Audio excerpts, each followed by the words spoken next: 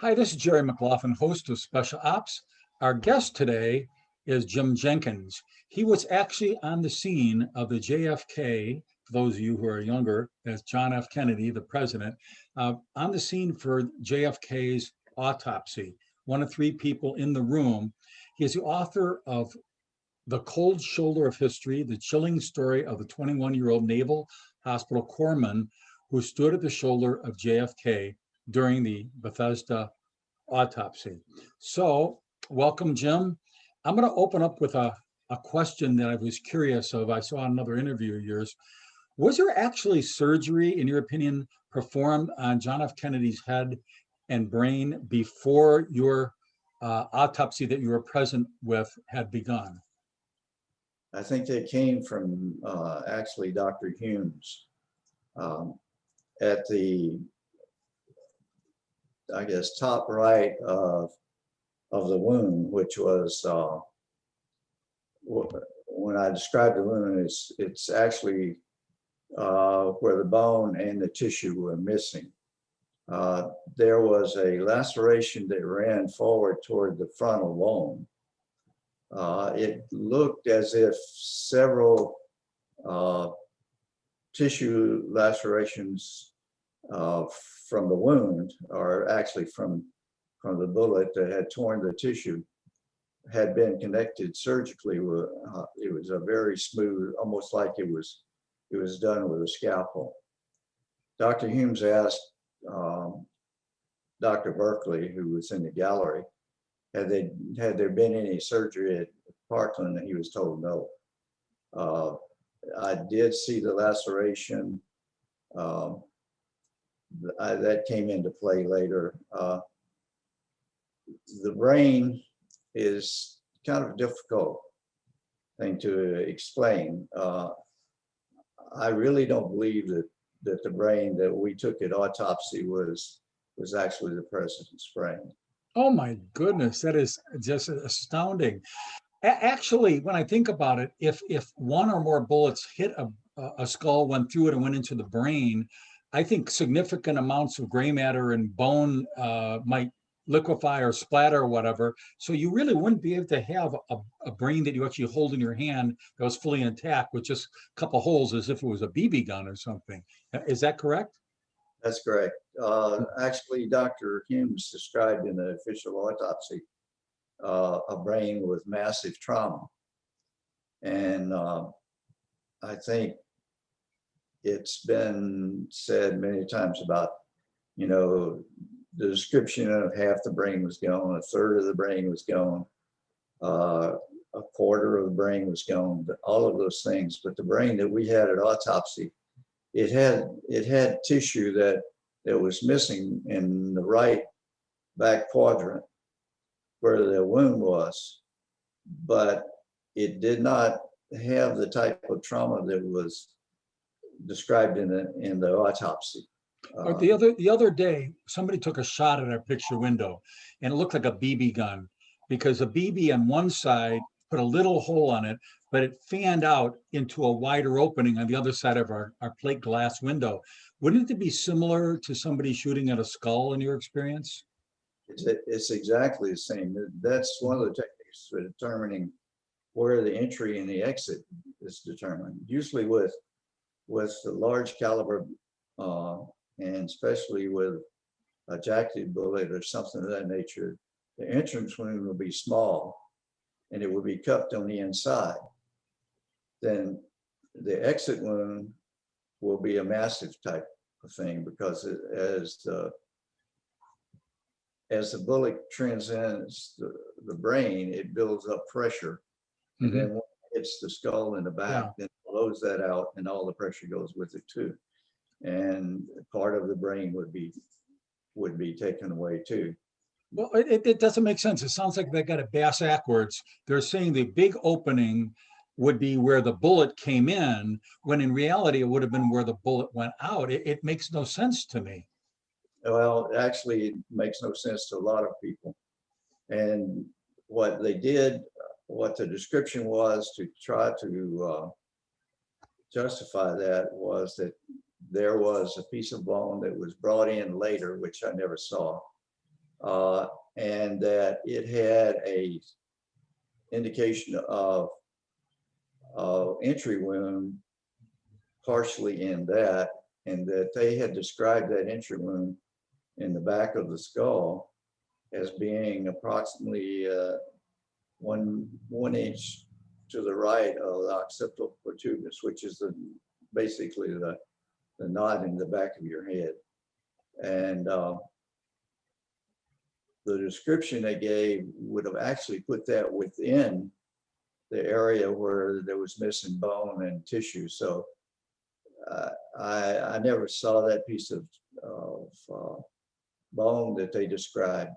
We did get some small fragments of bone and some small metal fragments in a small zip tie bag. It's kind of like a Ziploc, except it's got a twist tie to top. Is there any way to do a DNA analysis with modern day technology to compare the DNA of the scalp, say? Well, I mean, not even scalp, just from the body tissue anywhere in the body, and compare it also to the brain to see if it was the same person by DNA? Well, I would think that you could probably determine the DNA if you had the specimens. Unfortunately, none of the brain specimens are available. They disappeared along with a lot of the other medical evidence from the autopsies. Well, nowadays, nobody could get away with that, doing the old brain switcheroo by any means, because you could take a sample of the DNA of the brain and a sample of the DNA of the body and get a direct answer. Is that correct? Yes. Okay. Tell us about your discussion you had with Honor Guard member Dennis David, who had knowledge of the unloading of the body of President Kennedy into the hearse. There were two different caskets, I understand. One was a fancy one, befitting of a president, and the other one is just a basic one with a body bag and presumably a body in it. And I take it you actually saw a shipping casket, which is unusual. I mean, isn't that like low end back from a war or something, a shipping casket? Yeah, it's pretty much the same as what you see being offloaded on videos in the news sometime. The body actually came in that shipping casket. Okay. The Honor Guard, which was not Dennis David, actually, he and a group of corpsmen unloaded that from a black hearse, according to Dennis. Now, understand that during all of this, pardon me, that I was in the morgue. I wasn't outside. So most of the things that have occurred outside the morgue are basically related to me, and was related and so forth. I can't really, I have to say that I wasn't personally involved in that. The casket that's in the book that I referred to as a casket that was brought in and was pushed up against the coal room. In the interim, we had coal boxes for the bodies. Excuse me.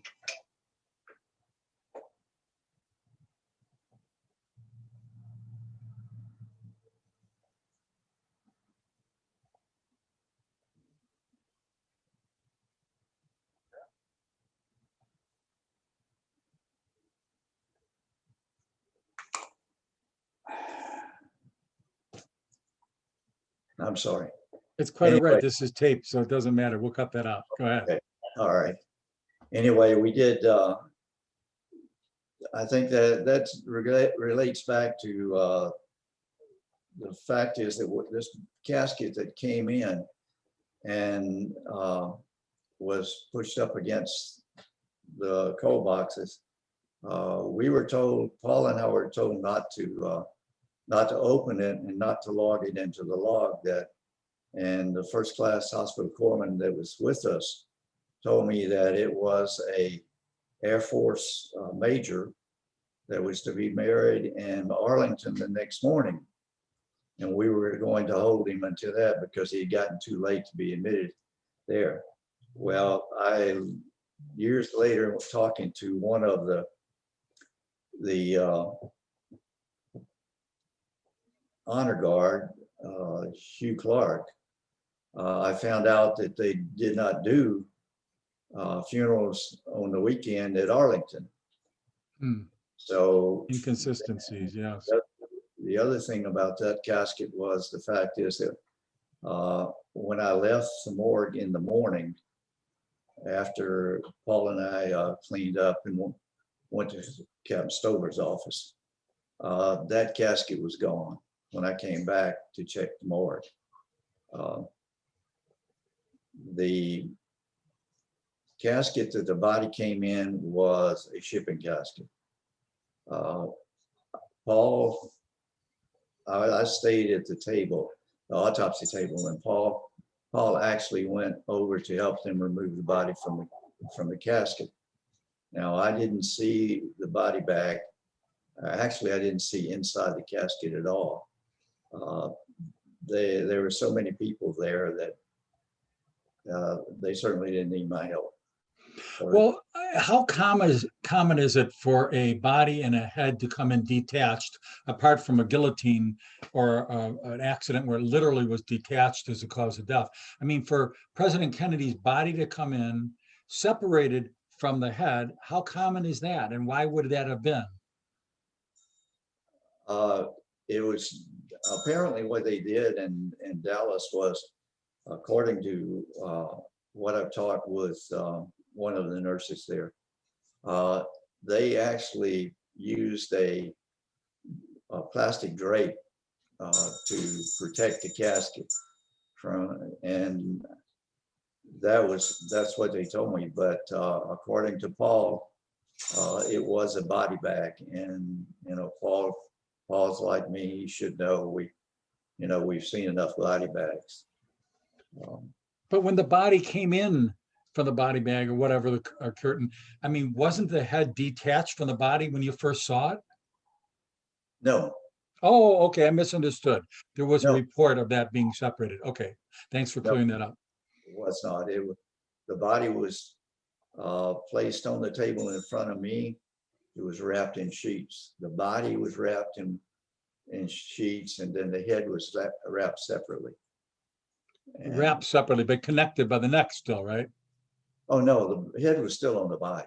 Okay, and the hair, although it's probably matted down with blood and all sorts of stuff, still it did look like John F. Kennedy, so that we could dispel rumors that it really wasn't his body, that he's really alive, living in Venezuela or something crazy like that. Yes, it was the president's body. I believe you. I believe you, sir. Okay, how many autopsies did you do or engage in or witness during an average day at your time at Bethesda Naval Hospital? This wasn't your first rodeo, I take it. No. Actually, I was a student there in their clinical laboratory and blood banking school. Mm-hmm. And my duty every fortnight was to assist the residents in doing autopsies. And I arrived there in September, so we usually did 2,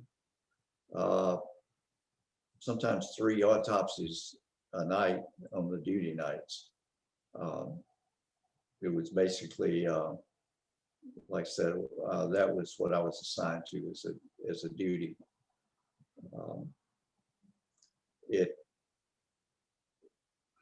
And usually there were actually a team. Paul and I did the president that night, but my normal team member was a guy named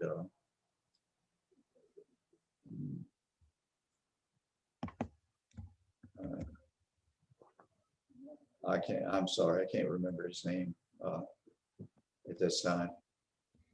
Okay. I'm sorry.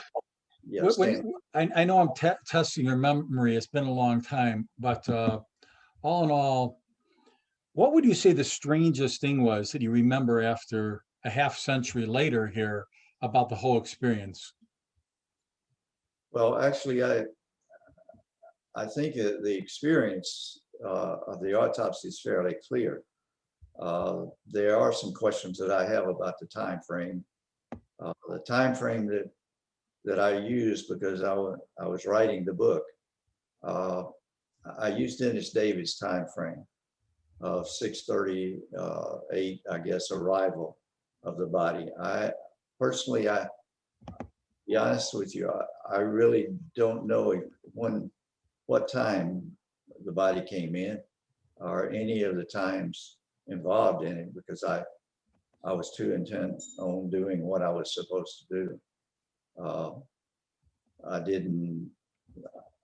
I know there was a clock somewhere in the morgue, but I don't remember ever really looking at the clock at any time.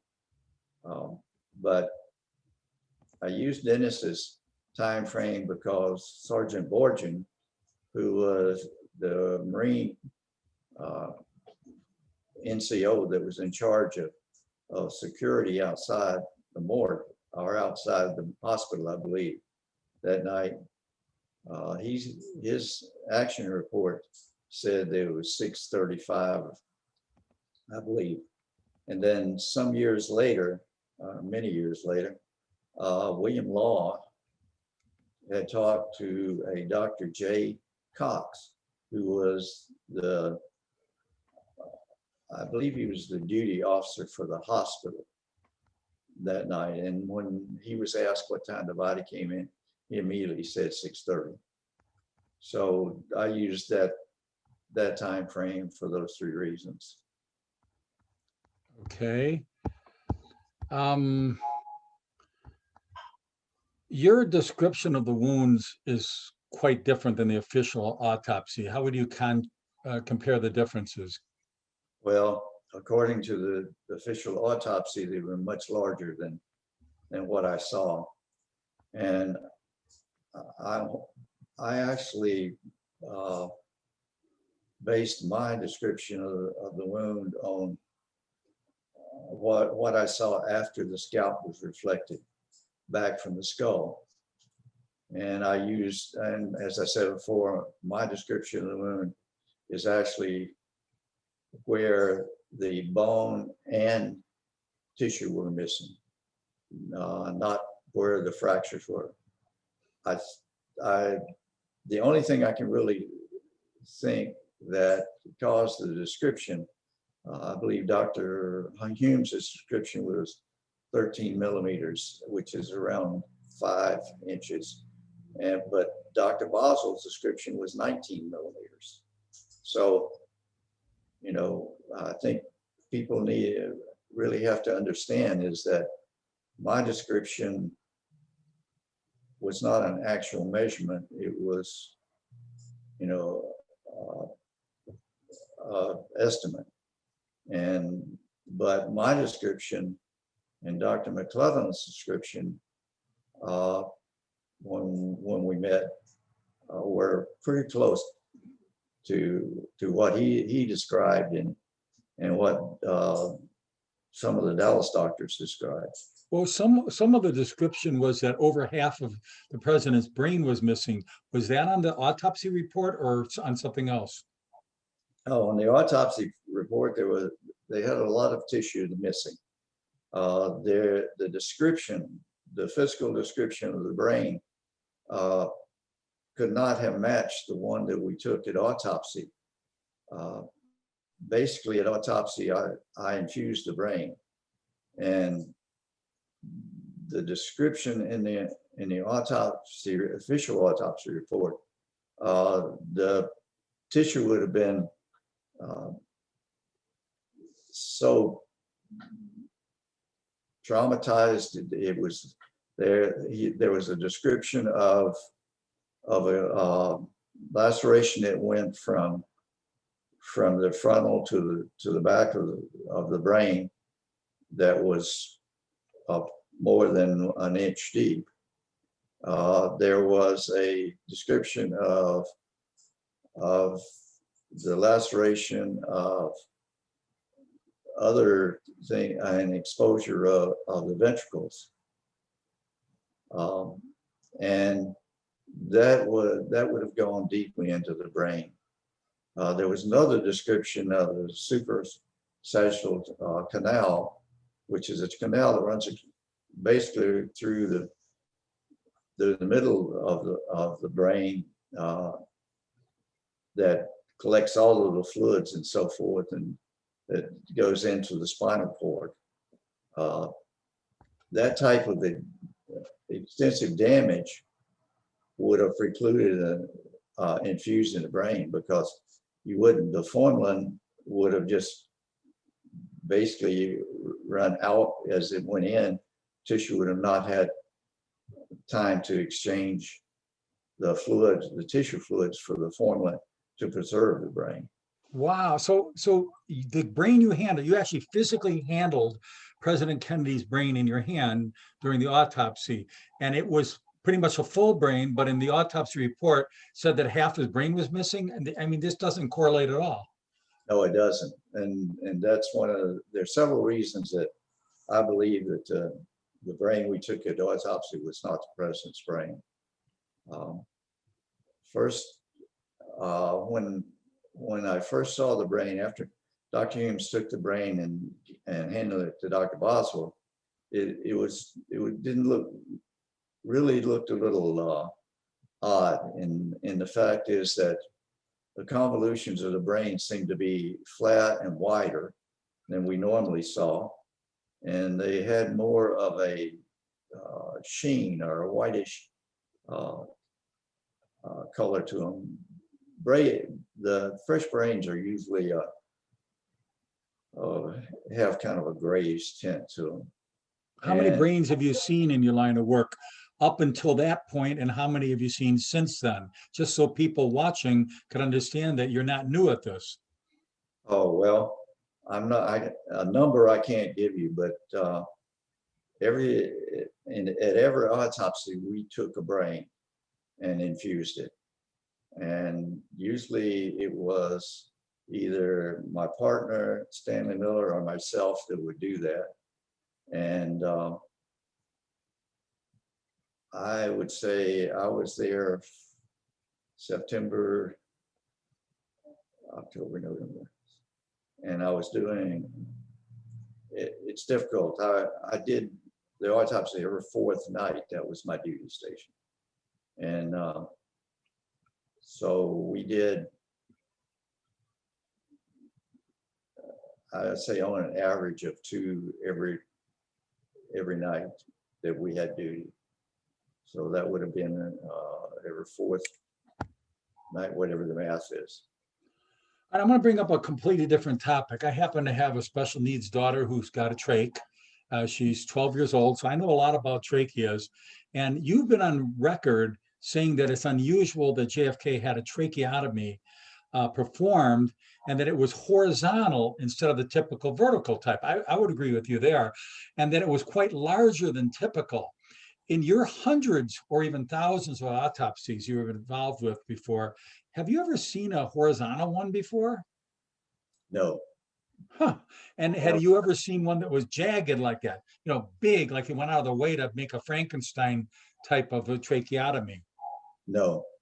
And what life-supporting organ could have been damaged by being reckless like that or hurried like that, if that was a tracheotomy they were doing from their cut, with the jagged cut, I might add?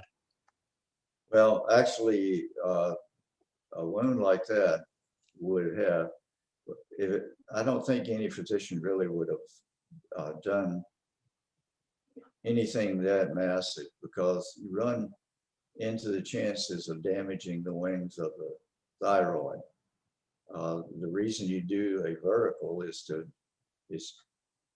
to try and not really touch the wall thyroid, because the wings of the thyroid come down basically on the sides in that area, and they look like wings. So what you try to do when you do a trach is to prevent the damage to them. First of all, you try to get below them, but then you do it vertically. Now, I saw the tape again and again of President Kennedy like reaching for his neck and going, oh, like that, as if the first shot came opposite of the way it was reported from the Warren report, in his neck. And Jackie came over to put her cheek next to him. And is it possible that maybe that was a bullet hole and not really a jagged trachea? Well, Dr. Perry, who actually did that trach at Parkland, said that he did it over a wound. Whoa, that's incriminating. Yeah, and actually, I think the original report at the press conference was, the fact is that that was a wound that he did the trach over. Now, the other bullet, if there was another bullet, the hole in the back, claiming that it was fired from the book repository by Oswald. And I'm not saying that he didn't do it. I'm just saying that he may not have been the only one. So the angle of which it came from the building would have come down at a 20, 30% angle or whatever, and into the back of the head or the back. But I seem to remember seeing an actual bullet hole in the back of John F. Kennedy. Did you see that? And if so, did it look like it would have been a lethal kill shot, or would it have been one that would have missed vital organs and not been a magic silver bullet that could have actually done in the president? Yeah, oh, well, I did see that. Actually, I was the one who put it on the face sheet. The descriptive face sheet was a descriptive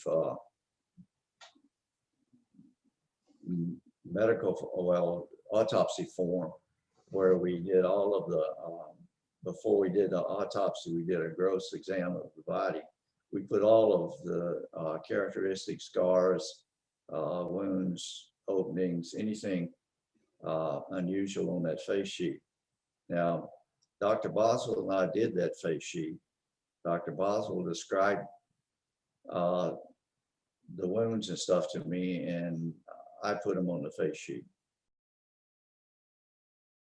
And also the weights for the organs. Wow.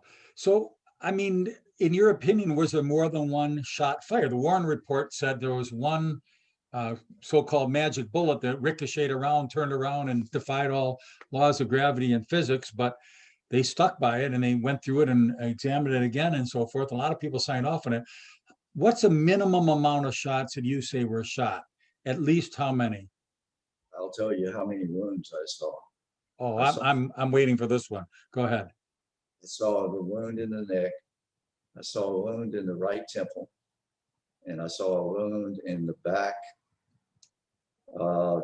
just above the scapula between there and the spinal column at about T2 or T3. So you saw physically with your own eyes 3 separate wounds consistent with gunshot bullet wounds. I did. Oh my goodness.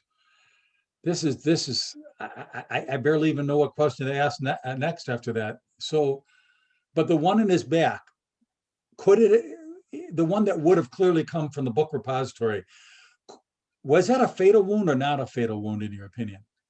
I don't believe it was, because Dr. Boswell and I also did the body autopsy. We had removed the organs and so forth. And we had removed the organs. And I again understand I was standing pretty much at the right shoulder of the president's body. And I could see them probing the wound from the back. The body was they kind of lifted it up. They didn't totally set it up, and they were probing the wound. And the probe, I could see the probe underneath the pleural cavity, or the pleural membranes of the cavity, and it never entered the pleural cavity at all. It went down, I say maybe a 45, 50 degree angle from where it entered. And it caused a bruise, a small bruise on the right lung, which was right above it was on the, I'm trying to think of how best to describe it. It was right above the middle lobe that right at kind of a little bit above the apex of the middle lobe. And that would have put it about 50, would have made it an angle that went down in about 45, 50 degrees. Oh. Okay, I got to interject here because our daughter, who has a trach, was born with pulmonary hypertension, a newborn, and she had many pneumothoraces in her lungs. Her lungs got punctured, and she had to go on an ECMO machine, heart-lung machine, for 2.5 weeks. So I know a little bit about the lungs. So what I think what you're saying is, if this bullet came through the back and came in strong enough to bruise the lung, but it didn't puncture the lung, so the bullet would have had to have been lodged there. Somebody must have taken that bullet out at some point. Did they not? Or did you see that bullet when the body came in? We didn't see the bullet, and they came to the conclusion that the bullet, somehow they were told that there was a bullet that was found on a stretcher in Dallas, and their initial opinion was that was the bullet that had worked its way out as they were manipulating the body and that stuff, that type of thing. So that was the alleged silver bullet then? Now I think that bullet later was proven that it came from another one of the gurneys and not the president's gurney. But that one didn't travel very far into the body. I mean, Dr. Humes could probe it to the base of the wound. Well, let's talk about Captain James J. Humes. He testified that there was only one head wound. Now, he's in military, and there's a certain amount of pressure to go along with chain of command and so forth. And Boswell and Fink were also military. Do you think it's possible they were given a directive or a nudge to support the official autopsy findings? I mean, I think you've said before in prior interviews that you don't think that Captain Humes was a bad guy, but at the same time, he probably wasn't comfortable going on with the narrative. So he's probably torn between patriotic loyalty and so forth. Must have been a very tough position for him to be in. Could you comment on that? Well, I believe that they actually were given a directive. I know that at the autopsy itself, we were initially only to examine the wound, head wound, and we were not going to do a full body autopsy. But Dr. Fink, who was the forensic guy, he wanted a full body autopsy, and Dr. Humes agreed with him because we could find no bullet fragments or no partial bullets in any of the wounds on X-ray. And so they were saying that Dr. Finks was saying that, well, maybe it's somewhere else in the body. And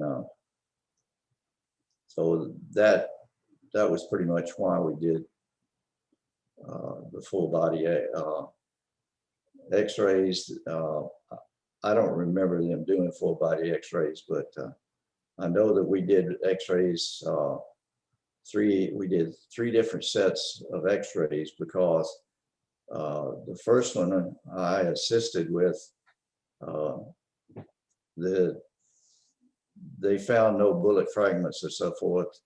Seemed to create some tension between the gallery and the pathologist on the floor with me. Wow, that's a horrible position to put people in. When you want to tell the truth, you're hired to find out the truth. That's what an autopsy is. You get down to the bottom of who done it, what was the cause, etc. I mean, autopsies determine whether somebody goes to jail for life or not. And the autopsy, in theory, could have determined certain things about. I mean, if Oswald, hypothetically speaking, only wounded the president, it would have been, and had he lived, it would have been attempted murder, and which means he would have walked free at some point. But because they claimed it was one bullet from Oswald's gun, they're going to nail him no matter what for everything. Do you think it's possible to do a legal inquiry at this late date devoid of politics? Because it sounds like this was ridden with politics, even under Trump for his lame duck period of time, or he goes into the, I'm maintaining he's going to make another 4 years, but that's another discussion. But even if he did it during this time prior to the 20th, is it possible to expedite something and have it devoid of politics, or am I being a dreamer here? I think that, well, I think that Johnson pretty much took care of that in the sense that he sequestered actually the names, myself, Paul, and he actually arranged to have that sequestered for 50 years. We got what, 4 more years before we get to see your information? No, it's there was an act of Congress that that established the record review board that precluded all of that, and so that's the reason that Paul and I that people actually found out that Paul and I were there in 1977, I believe.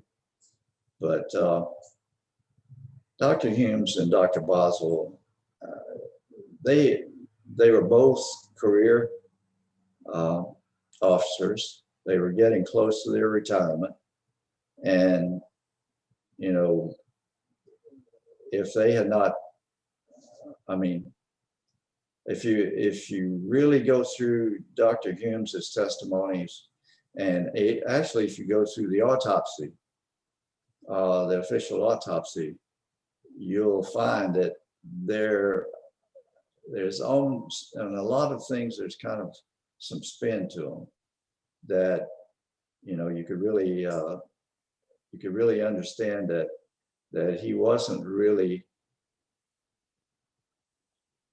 he was really putting things in.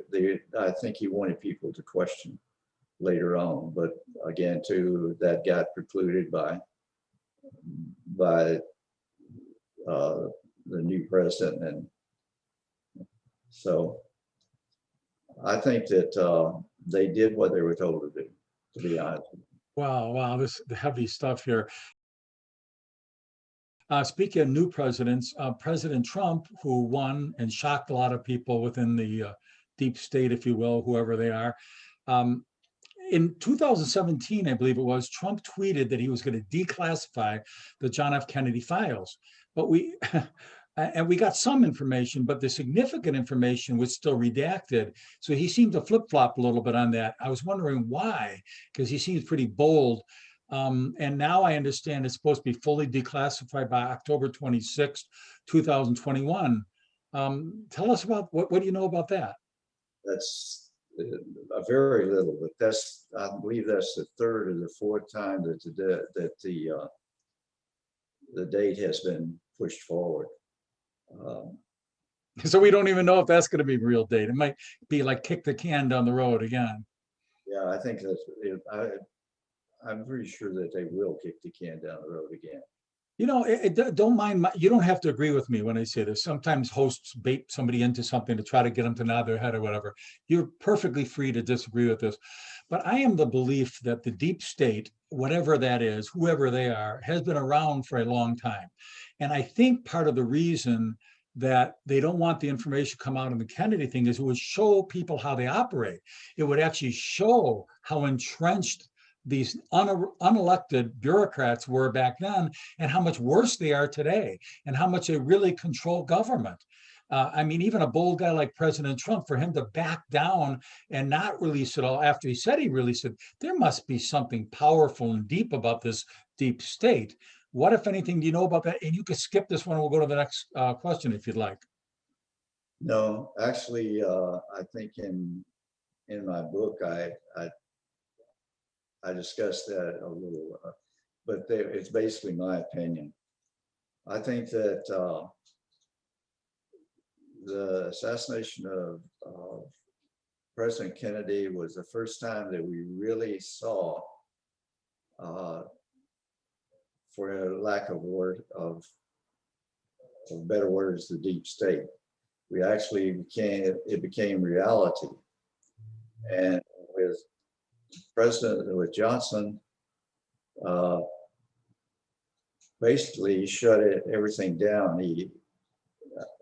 If you look at it, they were pretty smart, and the fact is that they did a political investigation through the Warren Court, and by the assassination of Oswald, they precluded a legal investigation. Not just Oswald, Ruby too. So here, Kennedy gets shot, Oswald gets shot, and Oswald's shooter gets shot. So they're burying the paper trail there. It's just kind of unusual. A guy who's a nightclub owner feels compelled to come over and shoot Oswald.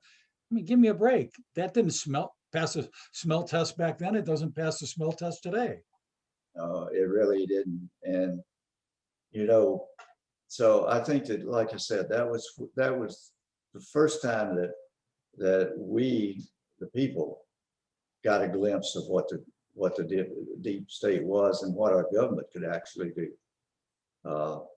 It just, the government actually covered up the assassination of the president, and they did it. I'm not really sure.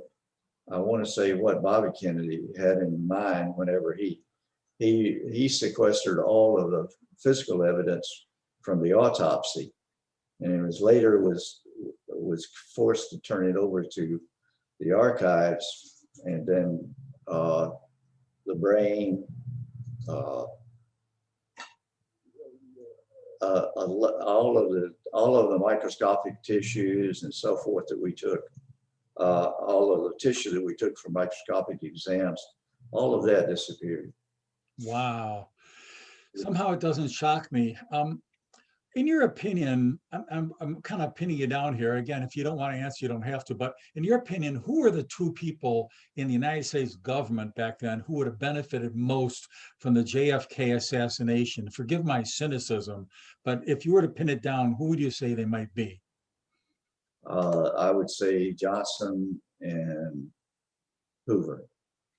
So Lyndon Baines Johnson, known as LBJ, and J. Edgar Hoover? Yes. Was he the FBI or CIA? You're testing me. It's been a while. They were both. Well, Johnson wanted to be president. Okay, so he became president. Hoover was scheduled to have to retire because he had reached the retirement age. Mm-hmm. Right. And he did not want to retire. Well, he got a dispensation from Johnson afterwards, and he continued until. Whoa, this is crazy. What a good old boy network. Good old boy, Lyndon Baines Johnson from Texas, and then cuddling up with Hoover. And, Hoover back then was believed to have another secret in the closet, which wasn't looked on very fondly in those days. And today it wouldn't be an issue, but we don't need to bring that up. Essentially, those two were in cahoots, it sounds like.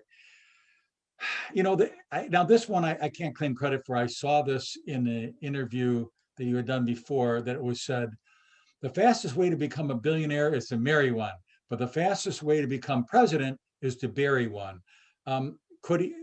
I guess we're talking about the latter actually being possible, as sad as it is. Well, I can't say for, that Johnson actually was involved in it. But I can't say that he actually covered it up. Well, I mean, there's somebody that did know Johnson a bit, Jackie Kennedy. What was her opinion? Was he an ally or a dangerous guy? From what I've read, Johnson, from what I understand, is that Johnson was going to be dropped from the new ticket. And in the upcoming election. Right, they didn't really like each other behind the scenes very much. It was expedient, they needed those electoral votes from Texas, I guess, and somehow or another Kennedy probably could have won based on his enormous popularity that I think LBJ was kind of jealous of. Yeah, that I'm not. In those days, I really wasn't. I wasn't that much into politics. So Now, you stayed out of the limelight all these years and you haven't speculated. I mean, a half a century, you didn't even speculate. But at the end of your book, you finally broke that pattern and speculated it. Before you tell us what that speculation was, give us the name of your book and where it's available for those who just tuned in, and then tell us the end book speculation. well, the name of the book is At the Cold Shoulder of History. And it came from where I was, my position at the morgue, in the morgue. Standing at the shoulder of the deceased president of the United States. Got it.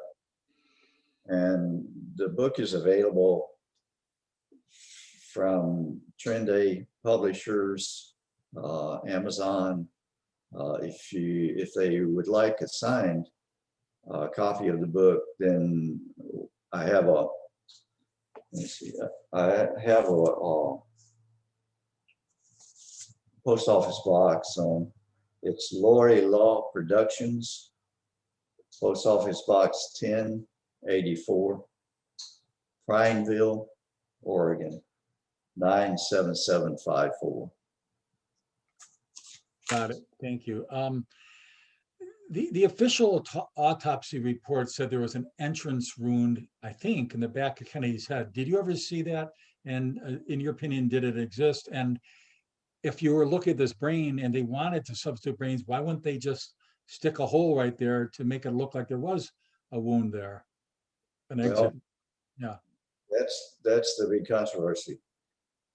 The description of that wound and its placement would have actually placed it just at the bottom right of the large deficit where the bone is missing. mm-hmm. Okay. And I did have lots of opportunities to see it. When the body was set up during the face sheet, it would have been covered, because at that point in time, they had not unwrapped the head. We just unwrapped the body. And then whenever it was being probed, I could have seen it at that point in time, or when we had reflected the scalp back from the wound and so forth, it would have been obvious at that point. And then makes me a little suspicious of that, because later on, neither Dr. Humes or Dr. Boswell could remember exactly where that was. Their descriptions changed. One was it was above the occipital protuberance. Once it was below it. It just never was validated. Wow. I think we got about 5 more minutes here to wrap it up. But the bottom line of this is, do you think that the report was intentionally manipulated? The autopsy report? Yes. Yes. Autopsy report. Autopsy report was valid. I think that what we saw,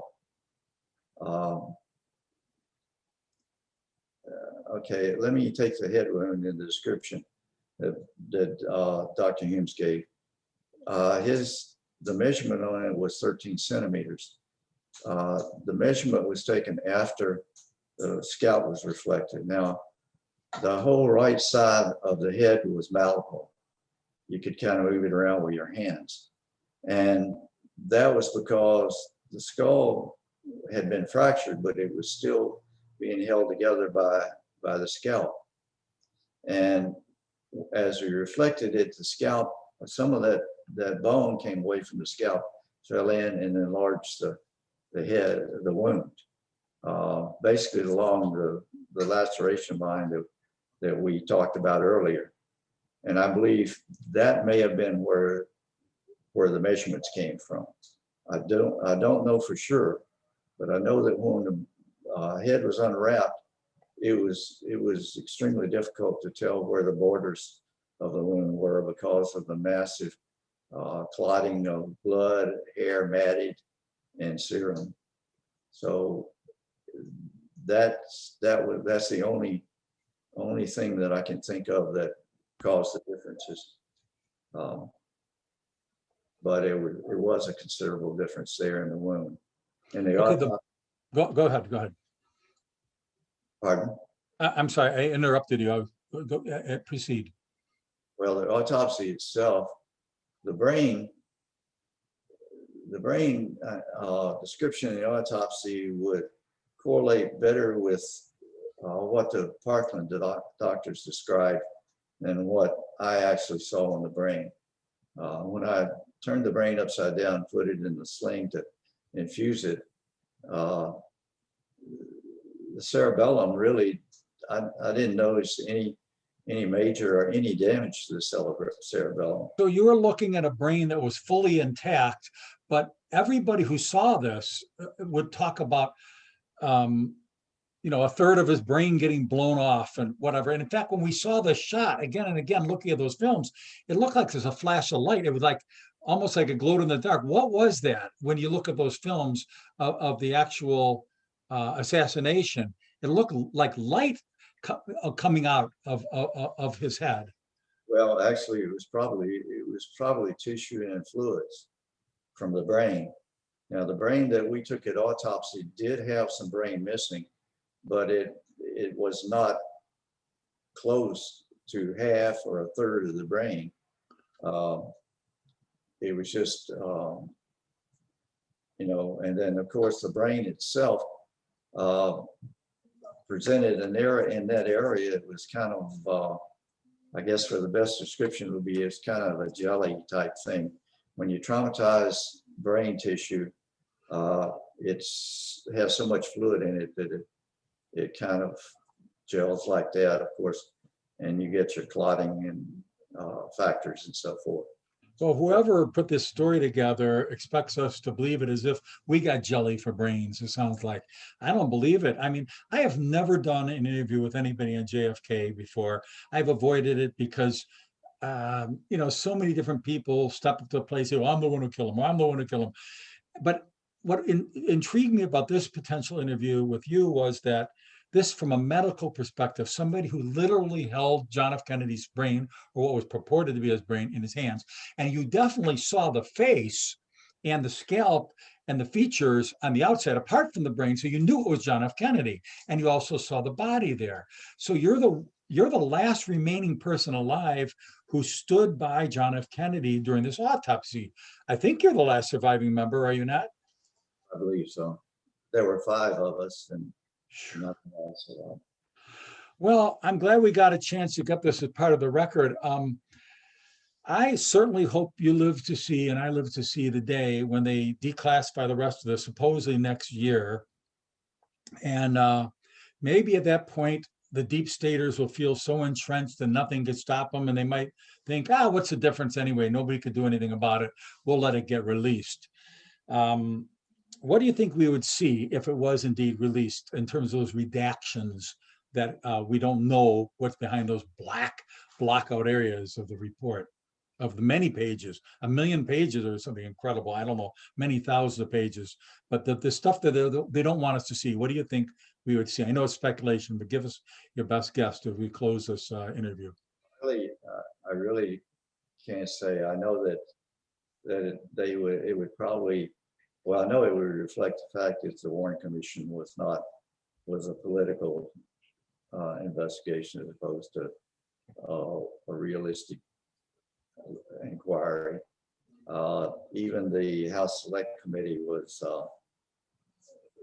before it was formed, it was a preconceived thing to support the Warren Commission, and all of the evidence, the autopsy that we saw, and then the way it was spun, what we found, all was pointed back to a single bullet, which was absolutely ludicrous. Even a high school physics major knows that it doesn't make right turns or zigzags, and I think it would just, I think the evidence would actually disprove the government's theory of a single bullet, single assassin. I think they've pretty much already done that. I know that in the House Select Committee, they were at the very end, they were trying to close the committee, and there were some photographs that were coming that kind of forced him to say that there was a conspiracy. Okay, last question. If asked by President Trump to go under oath under penalty of perjury, would you be willing to state that, and maybe even go so far as to take a lie detector test, stating that you believe unequivocally that it was more than one bullet that killed John F. Kennedy? Yes, I would. Well, I'll leave that as a standing challenge to President Trump or any president hereafter. Let us know the truth. Let us know what really happened. You're supposed to be servants of the people. Everybody involved with this, I would challenge you to take up Jim Jenkins on his offer to take a polygraph test, to testify under oath, to put this to rest once and for all, and to bring the data public. The people that were involved in this, it was so long ago. Yes, it may affect their grandchildren or something in their image, etc. But we, the people, deserve to know.